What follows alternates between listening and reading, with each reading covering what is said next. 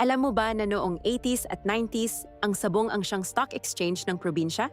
Tuwing linggo, dito natutukoy kung sino ang yayaman at sino ang magiging pulubi. Hindi basta laro ang sabong noon. Mga pamilya, ginagawa nilang investment ang mga manok na panlaban.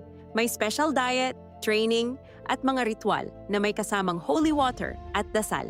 Ang mga champion na manok, presyo nila katumbas ng kalabaw. Ang betting system, sobrang komplikado.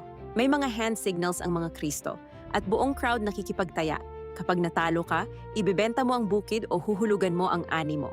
May underground economy din, mga trainer, feed supplier, at gumawa ng tari. Nagkakaroon ng credit network na walang papel, puro tiwala lang. Ang mga bloodline ng manok, sinusubaybayan tulad ng thoroughbred na kabayo. May mga pamilyang naging mayaman dahil sa breeding program na tumagal ng maraming henerasyon. Pero may mga naging pulubi din sa isang hapon lang dahil sa isang laban. Ganito ka-intense ang sabong noon sa probinsya.